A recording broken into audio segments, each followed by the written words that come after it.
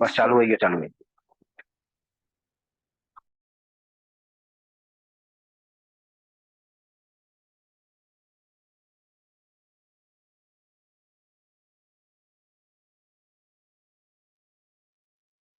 नमस्कार साथियों, सभी साथियों को अजीत मेहरोत्रा का प्रणाम। नमस्कार, गुड इवनिंग।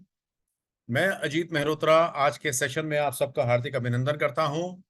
कृपया चैट पे कंफर्म कर दीजिए मेरी आवाज सबको सुनाई दे रही है और पीपीटी सबको विजिबल है। Please confirm on chat that I am audible to all of you and my PPT is visible to all of you. Good evening, good evening. Okay, thank you very much, thanks for prompt response. तो मेरे सभी banking साथियों को agriculture infrastructure fund, agriculture infrastructure fund AIF के इस session में आप सभी का हार्दिक अभिनंदन, शुभाशीष। आपके उज्जवल बैंकिंग भविष्य की शुभकामनाएं, आपके आने वाले एग्जाम्स, आपके आने वाले इंटरव्यूज के लिए शुभकामनाएं। साथियों, बहुत मेहनत से और पूर्ण निष्ठा से, ईमानदारी से अपना काम करते रहिए और बैंकिंग में आगे बढ़ते रहिए। इन्हीं शब्दों के साथ हम आज का ये सेशन प्रारंभ करते हैं। Agriculture infrastructure fund AIF। तो साथियों, ओवरव्यू ऑफ प्रेजेंटेशन, हम प्राइमरीली 6 टॉपिक्स कवर करेंगे। एग्रीकल्चर इंफ्रास्ट्रक्चर फंड क्यों, वाई AIF के विषय में जानकारी, AIF के लिए सपोर्ट किस तरह से मिलता है, कौन सी एलिजिबल एक्टिविटीज हैं और कौन से बेनिफिशरीज हैं जो एग्रीकल्चर इंफ्रास्ट्रक्चर फंड के लिए एलिजिबल हैं, major scheme convergence supports under AIF, कौन कौन सी स्कीम्स हैं, और AIF के एप्लीकेशंस का प्रोसेस फ्लो क्या है। रमेश जी, अपना वीडियो प्लीज आप बंद कर लें। तो AIF के विषय में, AIF क्या है उसके विषय में जानकारी, सपोर्ट कैसे मिलता है, कौन कौन सी एक्टिविटीज हैं एलिजिबल, कौन कौन से बेनिफिशरीज हैं एलिजिबल AIF के लिए, क्या मेजर स्कीम्स हैं और उसका प्रोसेस फ्लो क्या है। आगे बढ़ते हैं साथियों। Agriculture infrastructure fund, why high post harvest losses होते हैं, सूखा पड़ गया और इंसेक्टिसाइड्स की वजह से, पेस्टिसाइड्स की वजह से फसल नष्ट नष्ट हो गई, सूखा पड़ गया, बाढ़ आ गई। इंफ्रास्ट्रक्चर गैप, कॉस्ट भी बहुत ज्यादा है, हर किसान नहीं अफोर्ड कर पाता। डिपेंडेंस ऑन इंटरमीडियरीज, जो मार्केट में इंटरमीडियरीज हैं उन पे डिपेंडेंस है। आपने स्प्रिंकलर लगाना है या कुछ और लगाना है तो आप किसी के पास जाएंगे, किराए पे लेंगे या लगवाएंगे, कॉस्ट बहुत ज्यादा आ जाती है। इंस्टीट्यूशनल फंड नहीं मिल पाता है लॉन्ग टर्म। अगर हम इंफ्रास्ट्रक्चर में जा रहे हैं तो ये क्रेडिट कार्ड या एग्रीकल्चर क्रेडिट कार्ड की तरह से तो है नहीं, 1 साल 2 साल 3 साल 4 साल 5 साल। लॉन्ग टर्म फाइनेंस है, जैसे मशीनरी की फाइनेंस करते हैं। It is a sort of a term loan. Lack of long term institutional funding, अगर फंडिंग है हो सकता है आप उसके लिए एलिजिबल ना हो, जो हमारे फॉर्मर्स हैं। Slow technology adoption in agriculture, जो हमारे किसान हैं जो रूरल एरियाज में रह रहे हैं वो नई नई टेक्नोलॉजीज को इतनी आसानी से समझ नहीं पाते हैं और उसको अडॉप्ट नहीं कर पाते। अडॉप्ट क्यों नहीं कर पाते? पीछे के 4 रीजन आ गए। लॉसेस बहुत ज्यादा हो गए, पहले ही लॉसेस हो गए कृषि में, जो उनका जो फसल है उसमें। फिर इंफ्रास्ट्रक्चर गैप बहुत ज्यादा है, कहां से लाएंगे, अभी तक कुछ किया नहीं, इंटरमीडिएट्स पे डिपेंडेंट रहना पड़ता है। इंस्टीट्यूशनल फंडिंग जो है लॉन्ग टर्म वो कैसे मिलेगी? इसकी वजह से slow technology adoption in agriculture. की events AIF agriculture infrastructure fund के रिगार्डिंग जो की इवेंट्स हुए हैं 2020 onwards, 1 lakh crore agri infra fund under Atmanirbhar Bharat package by union finance minister. साथियों, ये डेट भी इंपॉर्टेंट है, अमाउंट भी इंपॉर्टेंट है, और जो स्कीम्स है मैं मानता हूं कि आप सब साथियों ने काफी कुछ पढ़ा होगा ऑलरेडी।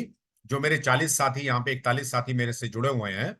हम लोग बात कर रहे हैं एग्रीकल्चर इंफ्रास्ट्रक्चर फंड की।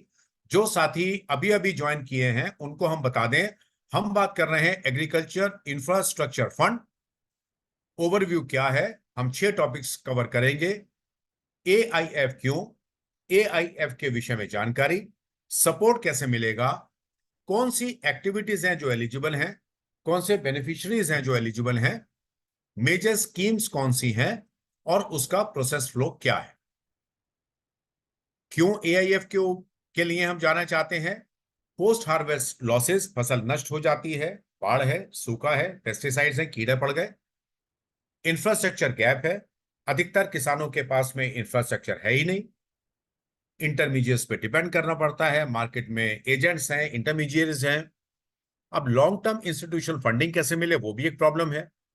और टेक्नोलॉजी को अडॉप्ट करना बहुत धीरे धीरे होता है, एकदम से अडॉप्शन नहीं है, क्योंकि lack of knowledge, lack of funds, lack of awareness, market में एजेंट्स बैठे हैं। की इवेंट्स क्या रहे हमारे 2020 ऑनवर्ड्स? 15 मई 2020 को फाइनेंस मिनिस्ट्री ने अनाउंस किया 1 लाख करोड़ का fund, agri infrastructure fund AIF, Atmanirbhar Bharat package के अंतर्गत। उसके बाद आते हैं अगस्त 2020, जुलाई 2020 पे number 2, approval by the cabinet chaired by honourable prime minister.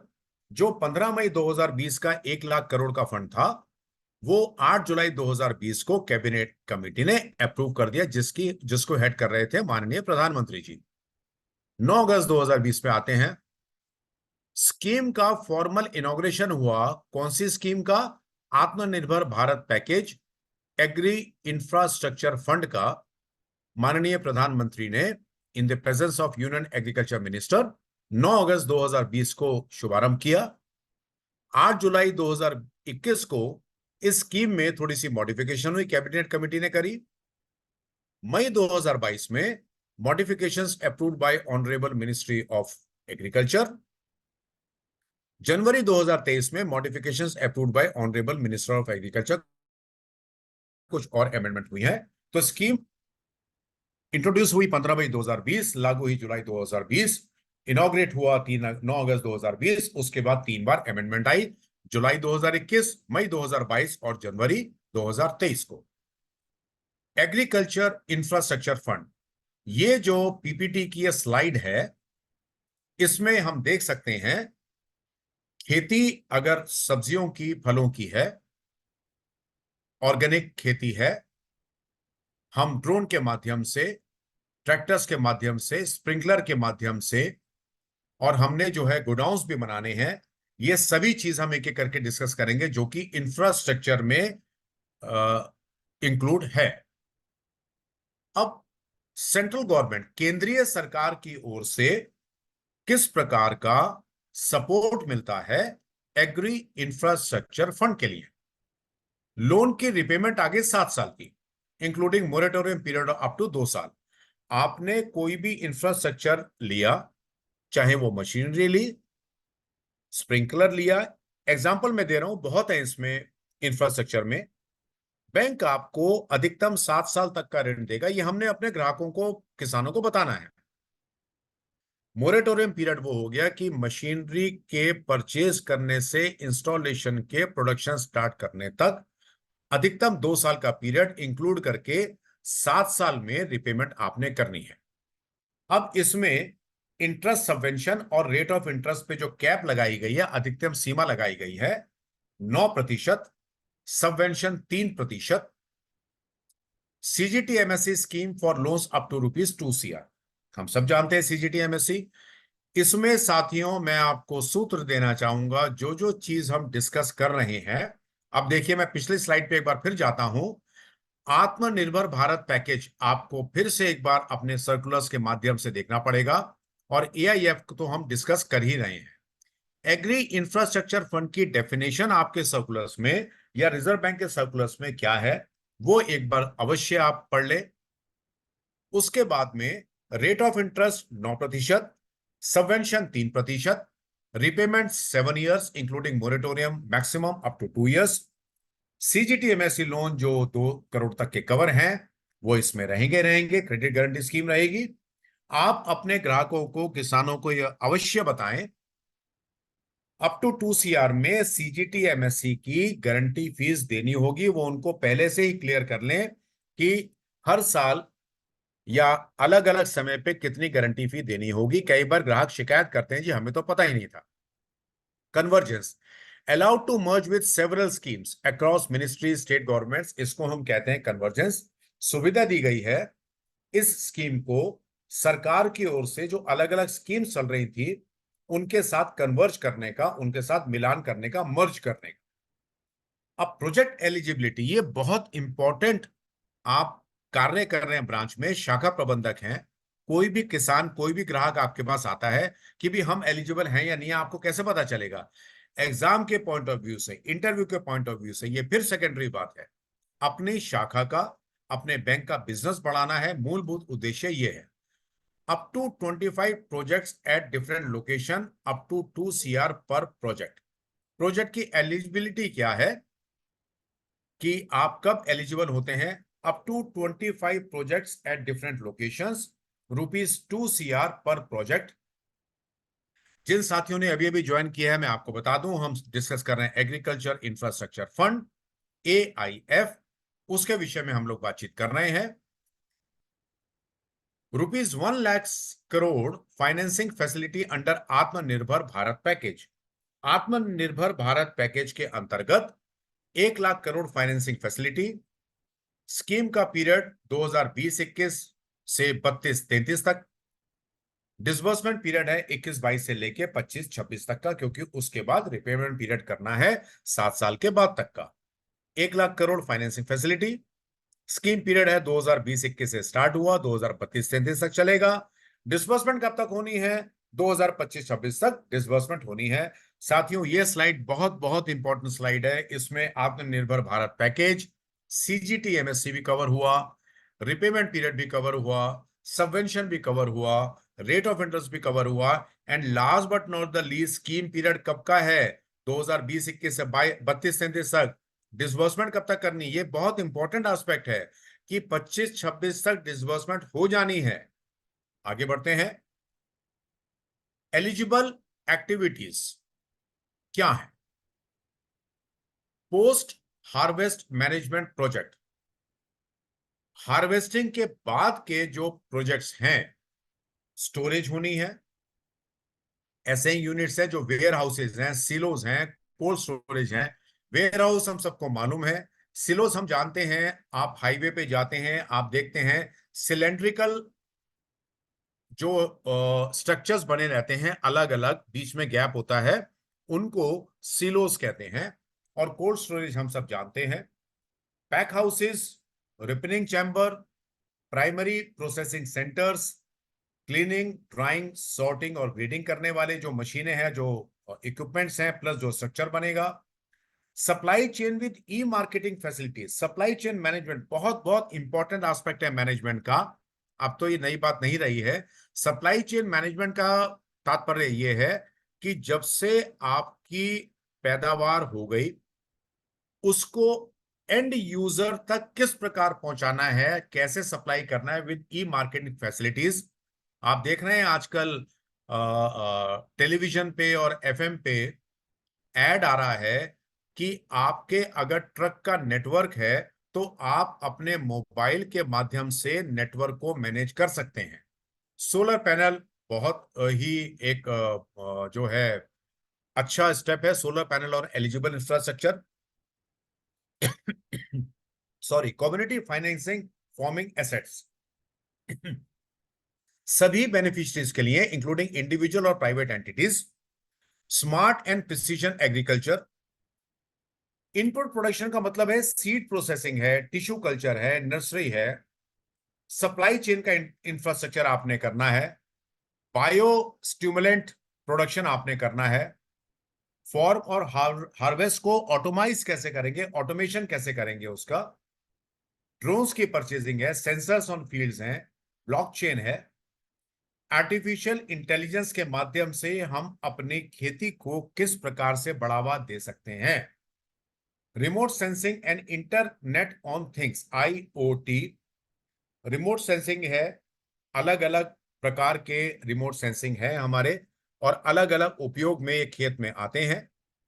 Form advisory services through GIS applications, कि आप किस तरह से अपनी फार्मिंग करेंगे, और उससे जो है हमें एक टेक्निकल सपोर्ट जो है हमें अपनी खेती के लिए, अपने इंफ्रास्ट्रक्चर के लिए मिल जाता है। तो ज्योग्राफिक इंफॉर्मेशन सिस्टम है ये। Integrated spirulina production and processing units, sericulture को कैसे प्रोसेस करें उसकी प्रोसेसिंग यूनिट है। शहद के बारे में बी कीपिंग हनी प्रोसेसिंग है। प्लांट क्वारंटाइन यूनिट्स, प्लांट को किस प्रकार से बचाएं, क्वारंटाइन किस तरह से करें।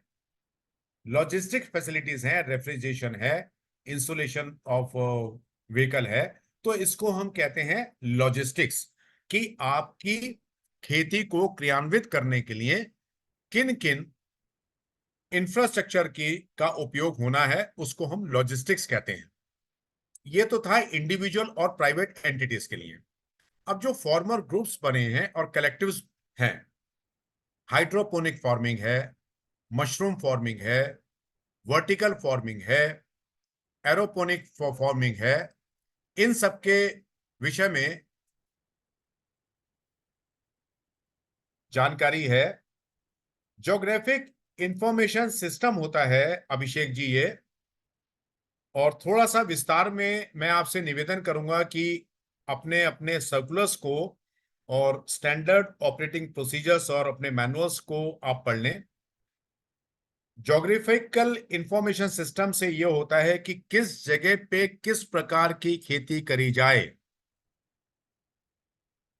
सेरिकल्चर कहाँ उपयोगी रहेगा, एडवाइस इससे मिलेगा आपका कि यदि किसी जगह पे बारिश अधिक होती है, यदि किसी जगह पे बारिश कम होती है, कोई कोई जगह ऐसी है जहां पे एक पर्टिकुलर प्रोडक्ट की पैदावार अच्छी होती है, तो वो जीआईएस एप्लीकेशन के माध्यम से पता चल जाता है।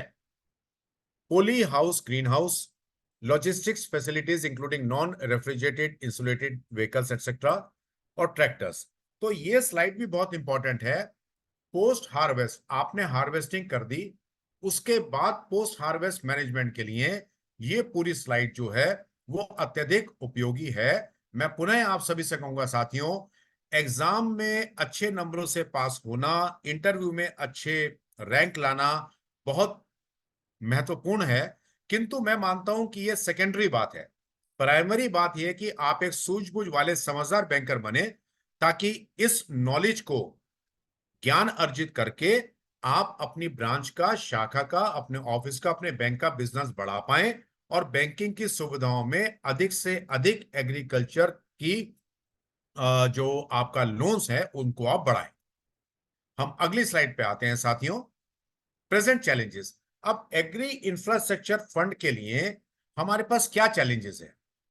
देखिए साथियों, हम जानते हैं कि भारत एक कृषि प्रधान देश तो है ही है, सब जानते हैं, बड़ी बेसिक सी बात है। अब पोस्ट हार्वेस्ट मैनेजमेंट के लिए आमतौर पे अधिकतम किसानों के पास में उसके लिए एक्सपर्टीज नहीं। Direct marketing infrastructure to allow farmers to have access to remunerative markets. भाई मार्केट में दलाल एजेंट्स बैठे हैं, बिचौलिए बैठे हैं, बेचारे किसान जिसको 3 रुपए मिलना चाहिए उसको 2.5 रुपए मिलता है या 2 रुपए मिलता है। इसका फायदा ये होगा कि किसान जो है डायरेक्ट अपना माल एंड यूजर को बेच पाए। Shortage of infrastructure leading to higher post harvest losses, losses बहुत हो रहे हैं। अब ड्रोन के माध्यम से आप दवाई का छिड़काव और एक फसल की देखरेख कर सकते हैं, स्प्रिंकल के माध्यम से, ड्रोन के माध्यम से देखरेख कर सकते हैं आप अपने एक जगह पे बैठ के, ठीक है ना। सिलोज हैं, कोल्ड स्टोरेजेस हैं, माल को सुरक्षित रखने के लिए है। लॉसेस होते हैं क्योंकि किसानों के पास इस तरह के जो है एक्सपर्टाइज नहीं है। And high number of intermediates, एक मशीन भी परचेज करने जाते हैं, एक गांव में बैठा है, गांव के दुकान से लेगा, वो शहर से मंगवाएगा, शहर वाला मेट्रो से मंगाएगा, तो उस बेचारे की कॉस्ट बहुत पड़ जाती है क्योंकि इंटरमीडिएट्स बहुत है। Shortage of modern packaging and grading facilities resulting in low of crop value. बहुत इंपॉर्टेंट बात है, ग्रेडिंग नहीं हो पाती है, पैकेजिंग सही तरह से नहीं हो पाती है, फार्मर की होल्डिंग कैपेसिटी बेचारे की नहीं है, उसके पास गोडाउन नहीं है, उसके पास कोल्ड स्टोरेज नहीं है, उसके पास प्रोसेसिंग यूनिट नहीं है, उसके पास सिलोज नहीं है। तो अगर वो कैपेसिटी होल्ड करने की नहीं है तो वो बार्गेन भी नहीं कर पाएगा। आज खेत में खुला उसका अनाज पड़ा हुआ है, कल खराब हो जाएगा। तो उसके लिए अच्छा है कि भाई मैं महंगे में बेचूं, मैं सस्ते में बेचूं, नहीं तो मेरा अनाज खराब हो जाएगा, बार्गेन नहीं कर पाता। Inadequate private investment in rural areas results in low employment opportunities leading to large scale migration. खेतिहर मजदूर जो है वहां पे एम्प्लॉयमेंट नहीं है, माइग्रेशन हो रही है शहरों की ओर। इनएडिक्वेट प्राइवेट इन्वेस्टमेंट एआईएफ के माध्यम से खेतों में एग्रीकल्चर एरियाज में बढ़ेगी तो वहां पे एम्प्लॉयमेंट भी बढ़ेगी। There is a skewed credit system for farming sector with focus on short-term credit while viable investment in long-term assets is missing. Short term finance तो मिल गया, अब 7 साल के फाइनेंस के लिए भी किस तरह से मिलेगा? इसके लिए एआईएफ आवश्यक है। एआईएफ फंड, इसके बेनिफिट क्या है? Loans by banks and financial institutions to multipurpose cooperative societies, agri entrepreneurs, startups हैं बहुत, सेंट्रल स्टेट एजेंसी और local body sponsored by PPP projects, marketing infrastructure allowing farmers to sell directly to consumers with reduced post-harvest losses and damages, for community farming assets for better productivity and inputs। साथियों, बात वही आ जाती है कि farmer के पास में अपने पैदावार को मार्केट या एंड यूजर के पास डायरेक्ट सेल करने का माध्यम अभी नहीं है, वो एआईएफ के माध्यम से आएगा। हार्वेस्टिंग के बाद में लॉसेस बहुत ज्यादा हो रहे हैं, तो बैंक जो है कोऑपरेटिव सोसाइटीज को लोन दे रहा है, जो नए उद्यमी एग्रीकल्चर में आए हैं उनको दे रहा है, नए स्टार्टअप जो आए हैं उनको दे रहा है, और लोकल बॉडी जो स्पॉन्सर्ड है उनको दे रहा है। पैक्स, साथियों पैक्स एक बड़ा इंपॉर्टेंट टर्म है। इसके रिगार्डिंग प्रश्न हर कैडर में, हर इंटरव्यू में, रिटर्न में और हर इंटरव्यू में आ सकता है। प्राइमरी एग्री क्रेडिट सोसाइटीज, इसके विषय में कम से कम 4-5 लाइनों का लेख आपके सर्कुलर्स में है। अपने एग्जाम्स के लिए और ब्रांच में अपना ज्ञान अर्जित करने के लिए इसको अवश्य डिटेल में पढ़ लें। Marketing cooperative societies, farmer producers organisations, self help group. Self help group बहुत पुराना टॉपिक है, हम सब जानते हैं minimum members, maximum members, females, और उसमें जो है डिसेबल्ड के लिए, बट फिर भी बहुत इंपॉर्टेंट टॉपिक है। Farmers joint liability groups, agree product marketing committees होती हैं, एपीएमसीज होती हैं। तो एग्रीकल्चर इंफ्रास्ट्रक्चर फंड के बेनिफिट्स ये हैं कि बैंक जो है एक तरफ तो इंस्टीट्यूशंस को फाइनेंस कर रहा है, सेल्फ हेल्प ग्रुप के माध्यम से छोटे ग्रुप्स को फाइनेंस कर रहा है, एफपीओ को भी कर रहा है, सोसाइटीज को भी कर रहा है, फाइनेंस ग्रुप्स को भी फाइनेंस कर रहा है। तो एआईएफ के माध्यम से अल्टीमेटली जो बेनिफिशियरी एंड यूज है, जो किसान है, उसको बहुत फायदा होगा। एक फायदा, पोस्ट हार्वेस्ट के बाद उसके लॉसेस कम हो जाएंगे और वो प्रोडक्ट को अधिक देर तक स्टोर करके रख पाएगा, कैपेसिटी उसकी बढ़ जाएगी, अच्छा रेट ले पाएगा और एंड यूजर को डायरेक्ट माल बेच पाएगा। ये सबसे बड़ा फायदा फार्मर को होगा एआईएफ के माध्यम से। भारत सरकार की ओर से, गवर्नमेंट ऑफ इंडिया की ओर से की फीचर्स क्या है?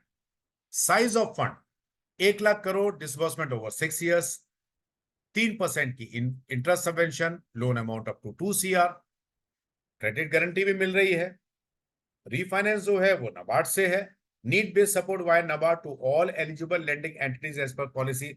साथियों, जो साथी मेरे शाखा प्रबंधक है या जो शाखाओं में एज एग्री ऑफिसर्स काम कर रहे हैं, मेरा आपसे निवेदन है, नाबार्ड के ऑफिस अवश्य जाएं, अपने आसपास के डीएम ऑफिस या जहां पे सीजीटीएमएससी ऑफिस है वहां पर जरूर जाएं। देखिए, ऑन द स्पॉट जाके आपको प्रैक्टिकल नॉलेज चीजों की मिलेगी, वो ब्रांच में बैठ के या किताबें सर्कुलर पढ़ के नहीं मिल पाएगी। तो agri finance is a very very important business tool for the banks to enhance your credit portfolio बहुत इंपॉर्टेंट है, बहुत सेफ है साथियों। आगे बढ़ते हैं। फाइनेंशियल आउटले एंड की फीचर्स। पार्टिसिपेटिंग इंस्टीट्यूशंस हमने पहले भी देखा। शेड्यूल कमर्शियल बैंक्स जैसे हमारे बैंक्स हैं, कोऑपरेटिव बैंक्स हैं, रीजनल रूरल बैंक्स हैं, स्मॉल फाइनेंस बैंक्स हैं, एनबीएफसीज हैं, एनसीडीसी है। ड्यूरेशन जो है वो हमने पहले ही की है बात, 7 साल की है।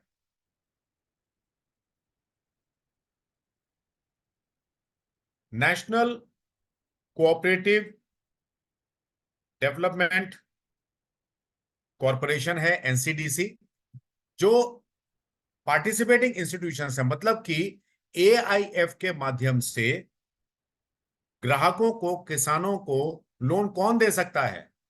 एआईएफ के माध्यम से all schedule commercial banks, cooperative banks, regional rural banks, small finance banks, NBFCs and NCDC, national cooperative development corporation के माध्यम से लोन मिल सकता है। अपने किसान भाइयों को बताएं शाखाओं में जाके। 7 साल की ड्यूरेशन है, 6 मंथ्स टू 2 ईयर्स का मोरेटोरियम पीरियड है। मोरेटोरियम पीरियड बहुत इंपॉर्टेंट है, आपको पता चलना। कम से कम 6 महीना, अधिकतम 2 साल।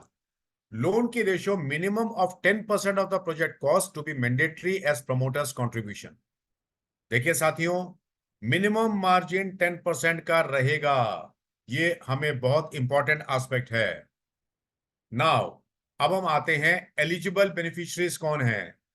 इंडिविजुअल फार्मर्स तो हैं ही हैं, उनको तो बेनिफिशियरी बनाना ही बनाना है।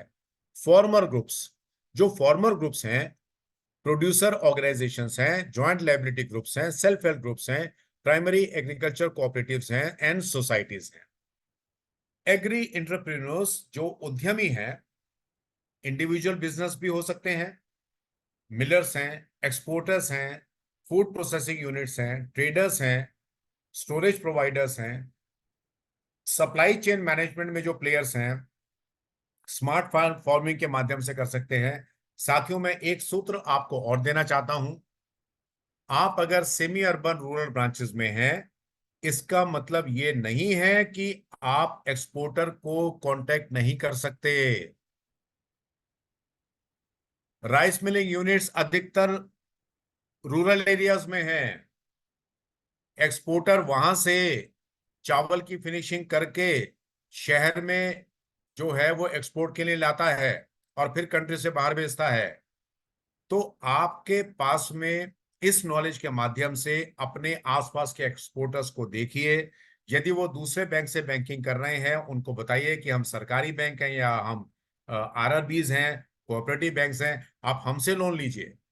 लार्ज बिजनेस हाउसेज, हाउसिंग जो बिजनेस हाउसेज हैं, तो इसमें जो है एफएमसीजीज भी आते हैं, फास्ट मूविंग कंज्यूमर गुड्स के जो प्लेयर्स हैं वो आते हैं, एक्सपोर्टर्स आते हैं, फूड प्रोसेसर्स आते हैं, और इक्विपमेंट के मैन्युफैक्चरर्स आते हैं। ट्रैक्टर्स बनाते हैं, स्प्रिंकलर्स बनाते हैं, जो अलग अलग इक्विपमेंट्स हैं, बहुत इक्विपमेंट्स हैं खेती के। फूड प्रोसेसर्स हैं। और मैं आपको एक सूत्र और देना चाहूंगा साथियों। आपके एरिया में 5-10 किलोमीटर के एरिया में अगर कहीं कोई एग्रीकल्चर कॉलेज है, वहां अवश्य आप जाएं। मैं आपको अपना एक्सपीरियंस बता रहा हूं। वहां जाएंगे तो आपको ग्राउंड रियलिटी पता चलेगी। एक आप सही प्रकार से जो है आप पता कर पाएंगे कि फूड प्रोसेसिंग के लिए, इक्विपमेंट मैन्युफैक्चर के लिए, या राइस मिलर के लिए, या फूड प्रोसेसिंग के लिए, स्मार्ट फार्मिंग के लिए, सप्लाई चेन के लिए एक्चुअल उसका इंफ्रास्ट्रक्चर क्या है, वो चीज है क्या। क्योंकि शाखा में बैठ के आप ये नहीं सीख पाएंगे। किसी शनिवार रविवार को जाइए, किसी वर्किंग डे में समय निकाल लीजिए, सुबह चले जाइए, शाम को चले जाइए, आपके लिए बहुत उपयोगी है, just to gain practical knowledge. साथियों, जब तक आप लोन पे काम कर रहे हैं, जब तक आपको प्रैक्टिकल नॉलेज नहीं होगी, आप एक सेफ लैंडिंग और स्मार्ट लैंडिंग अपनी ब्रांच से नहीं कर पाएंगे। State agencies, agriculture produce marketing committees हैं, एपीएमसीज हैं, फेडरेशंस ऑफ एफपीओज हैं, सेल्फ हेल्प ग्रुप्स हैं, cooperative state warehousing corporations हैं। आपके एरिया में जो एपीएमसीज हैं, जो फेडरेशन है, एफपीओज हैं, जो गोडाउन्स हैं, सरकार के गोडाउन है, उन ऑफिसेज में महीने में 15 दिन में 1-2 चक्कर मारिए, आपके लिए बड़ा उपयोगी होगा प्रैक्टिकल बैंकिंग के लिए। आगे बढ़ते हैं। अब कन्वर्जेंस सपोर्ट क्या है आपके पास में, जो इन इन सबके लिए कन्वर्जेंस सपोर्ट क्या है आपके लिए? सब schemes under mission for integrated development of horticulture, बहुत इंपॉर्टेंट है, ये अपने आप में एक प्रश्न है। सब schemes under mission for integrated development of horticulture, 35 से 50% कैपिटल सब्सिडी है for infra including cooling units, pack housing के लिए, रिपनिंग के लिए, रेफ्रिजरेटर जो वैन्स होती हैं जिनमें फ्रिज होता है, रेफ्रिजरेटर वैन्स होती हैं जिनमें ठंडा करने के इक्विपमेंट्स होते हैं। माल एक जगह से दूसरी जगह जा रहा है, माल जल्दी खराब हो, अलग अलग चीजें आपको पता ही हैं, तो उनके लिए स्पेशलाइज्ड वैन्स बनाई जाती हैं, वो भी इंफ्रास्ट्रक्चर में आता है। Prime minister formalisation of micro food processing enterprises scheme PMFME, 35% की कैपिटल सब्सिडी है। Additional support for FPOs, SHGs, cooperative for working capital, training, DPR preparation के लिए। साथियों, एक ही आप अगर संस्था को कांटेक्ट कर लेंगे, 1 करोड़ 2 करोड़ 5 करोड़ तक के लोन आपके यूं ही बढ़ जाएंगे। सब मिशन ऑन एग्रीकल्चर मैकेनाइजेशन, 40% की सब्सिडी आपको मिल रही है।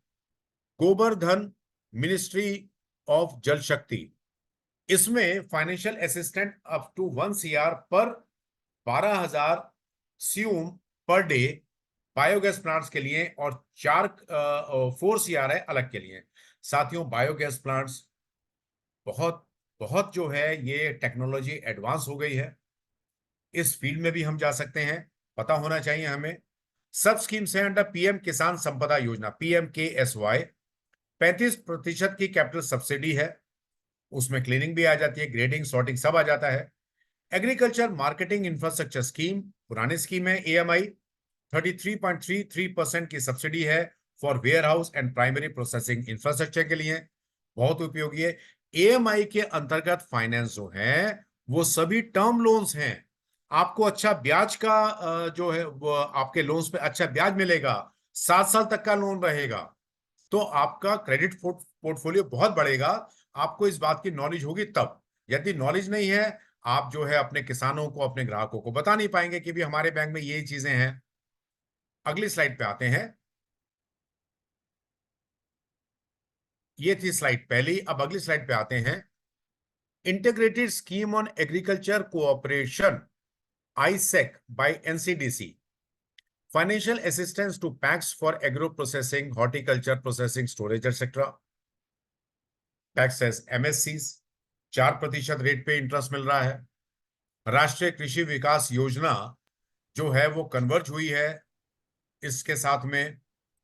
Operation green, from top to total, 50% की कैपिटल सब्सिडी आपको जो है इसके अंतर्गत मिल रही है। वेंकट जी प्लीज प्लीज अपना, हाँ thank you very much. Operation green, PM कुसुम योजना, कंपोनेंट B एंड C, कुसुम योजना पे बहुत प्रश्न आते रहे, इस बार भी आ सकते हैं। 50% subsidy for setting up of stand alone solar pumping system and solarization of grid connected agriculture pump, जो जिन जगहों पे बिजली की दिक्कत है, सोलर पैनल लगा के कुसुम के माध्यम से आप लोन दीजिए।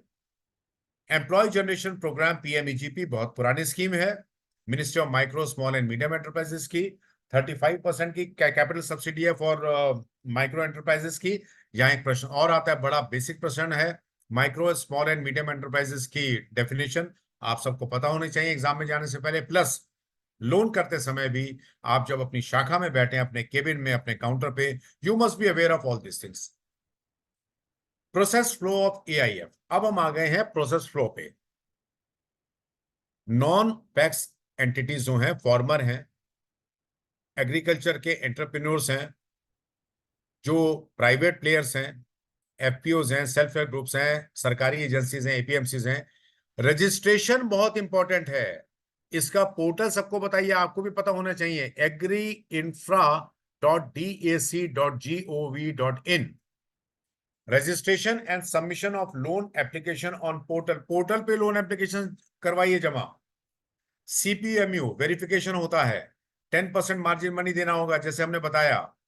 एक्टिविटी के माध्यम से वेरिफिकेशन होगी एक्टिविटी की, मार्जिन की, और 5 साल 5 ईयर कॉस्ट प्रोडक्शन जो है अगले 5 साल की जो कॉस्ट है उसकी प्रोजेक्शंस आपको देनी पड़ेगी। सैंक्शन और जो डिसबर्समेंट है वो आपके शेड्यूल्ड कमर्शियल बैंक्स और जो फाइनेंशियल इंस्टीट्यूशंस हैं इनके माध्यम से जो है वो आपका सैंक्शन के बाद में रिलीज होगा। सीपीएमयू हो गया, सिटी प्रोग्राम मैनेजमेंट यूनिट्स, जो अलग अलग यूनिट्स बनाई गई हैं सिटी प्रोग्राम मैनेजमेंट यूनिट्स के माध्यम से। अब जो पैक्स हैं ये हो गया अदर देन पैक्स का। अब जो पैक्स हैं इनका भी जो रजिस्ट्रेशन है, सबसे पहले रजिस्ट्रेशन होगा और उसके बाद में रजिस्ट्रेशन के बाद में प्राइमरी एग्रीकल्चर क्रेडिट सोसाइटीज, अभी हमने बात करी लेफ्ट हैंड पे है वो प्राइमरी एग्रीकल्चर क्रेडिट सोसाइटीज के अतिरिक्त है। जो पैक्स हैं प्राइमरी एग्रीकल्चर क्रेडिट सोसाइटीज हैं उनके लिए registration submission of loan application portal पे, पोर्टल कौन सा है agriinfra.dac.dsc.gov.in। फिर सीपीएमयू इसकी वेरिफिकेशन करता है, फिर वेरिफिकेशन डीसीसीबी से होती है, एसटीसीबी, नाबार्ड, और फिर डीसीसीबी से डिसबर्समेंट इसकी होती है। ठीक है, तो ये प्रोसेस फ्लो भी आपको सभी को भली भांति पता होना चाहिए। मैं फिर बता रहा हूं, एग्जाम में पास करना बहुत अच्छी बात है। ये हो गया डिस्ट्रिक्ट कोऑपरेटिव सेंट्रल बैंक, जो आपके डिस्ट्रिक्ट कोऑपरेटिव सेंट्रल बैंक है वहां से इसकी डिसबर्समेंट होनी है। आगे बढ़ते हैं। एआईएफ के रिगार्डिंग जो भ्रांतियां हैं एग्री इंफ्रास्ट्रक्चर फंड के विषय में, जो भ्रांति हैं, अब हमने कहा लिमिट 2 करोड़ की सीजीटीएमएससी में है। अब हम सोचते हैं या ग्राहक सोचेगा जी 2 करोड़ से ऊपर के लोन नहीं है। No, it is a myth. Loan amount can be higher than 2 CR, however benefit of subsidy is eligible up to 2 CR only। CGTMSC में कवर 2 करोड़ तक के होंगे, सब्सिडी 2 करोड़ तक की ही मिलेगी, किंतु 2 करोड़ से ऊपर के लोन एलिजिबल हैं।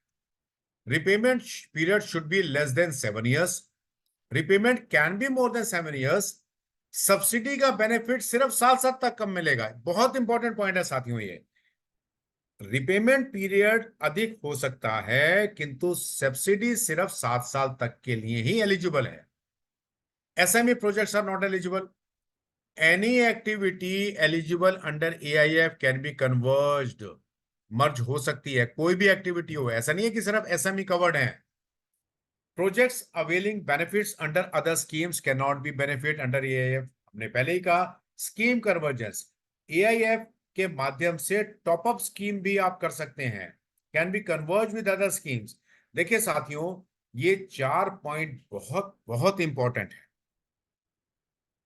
2 करोड़ से ऊपर का फाइनेंस एलिजिबल है, 7 साल से ऊपर का रिपेमेंट पीरियड भी एलिजिबल है, एसएमई के अतिरिक्त भी एलिजिबल है, एसएमई भी एलिजिबल है, और अगर किसी और स्कीम में लोन लिया है एआईएफ के माध्यम से स्कीम मर्ज भी हो सकती है और टॉपअप लोन भी मिल सकता है। Benefit of both interest subvention and credit guarantee to be availed under AIF together, ऐसा नहीं है। इंटरेस्ट सबवेंशन अकेले भी आप अवेल कर सकते हैं। CGT loan is also for 50 CR per entity, eligibility is only in case of interest subvention. Old sanction eligible project cannot be covered in the first disbursement has happened post 8 जुलाई 2020, benefit मिल जाएगा। FPOs are not eligible, FPOs are eligible. ये 8 point आपके लिए बहुत बहुत उपयोगी हैं साथियों। अब ये डिपार्टमेंट है national agriculture infra financing facility के लिए, department of agri and farmers welfare ministry का डिपार्टमेंट है। National agriculture infra financing facility, ये पोर्टल आपको रेप्लिका दी गई है, इसके माध्यम से सारी स्कीम, हाउ, होम में आ गया, who can apply, eligible project, ये सब कुछ है। ये आपको स्क्रीनशॉट रख लीजिए, ध्यान कर लीजिए, 1-2 बार आप पोर्टल ओपन करेंगे आपको अपने आप आइडिया इसका लग जाएगा साथियों। हम आज के इस सेशन के विराम पे आ गए हैं साथियों। मैं उम्मीद करता हूं कि यह सेशन आपके लिए उपयोगी होगा। पीपीटी आपके साथ शेयर कर दी जाएगी, इसका अधिक से अधिक उपयोग करें। आज का जो मैसेज बैंकिंग ज्ञान केंद्र की ओर से आया है वो है रघुपति कीनी बहुत बड़ाई तुम मम प्रिय भरत सम भाई। विजय प्रकाश जी, प्रश्न आप पूछना चाहते हैं आप पूछ सकते हैं। यदि मेरे पास इसका सटीक उत्तर इमीडिएट हुआ मैं आपको दूंगा, अदरवाइज हमारे अगले सेशंस में आपको इसका उत्तर मिल जाएगा। यदि कोई प्रश्न है तो आप पूछ सकते हैं, मुझे कोई आपत्ति नहीं है। तो साथियों, मैं प्रत्येक जो मैसेज अंत में आता है उसका कोरिलेशन मैं बैंकिंग के माध्यम से भी करता हूं। साथियों, ये बहुत बड़ा इनडायरेक्ट मैसेज हमारे लिए है कि आप अपने स्टाफ का आपस में सामंजस्य रखें, सौहार्दपूर्ण वातावरण रखें and create a mutual appreciation for staff. एक दूसरे का ध्यान रखें, एक दूसरे के काम की प्रशंसा करें, कम से कम ग्राहक के सामने अपनी शाखा में आपस के झगड़े ना लाएं और ग्राहकों से भी मृदुभाषी बन के बात करें, उनकी भी दिक्कतों का ध्यान रखें and be a prudent banker. अगला सेशन साथियों हिंदी लैंग्वेज का सेशन होगा, जो कि आपके लिए बहुत बहुत उपयोगी सेशन है। Next session will be on Hindi language test. It will be important for promotion exam for clerical to officer cadre. Hindi का आपका अगला सेशन है साथियों। मैं इसके साथ ही आज के सेशन को विराम देता हूं। आप सभी को पुनः एक बार पुनः उज्जवल बैंकिंग भविष्य की शुभकामनाएं। आने वाले एग्जाम्स इंटरव्यूज के लिए शुभकामनाएं। बहुत मेहनत से, ईमानदारी से, कड़ी लगन मेहनत से अपना काम करिए और बैंकिंग के कैरियर में आगे बढ़ते रहिए। शुभाशीष, नमस्कार।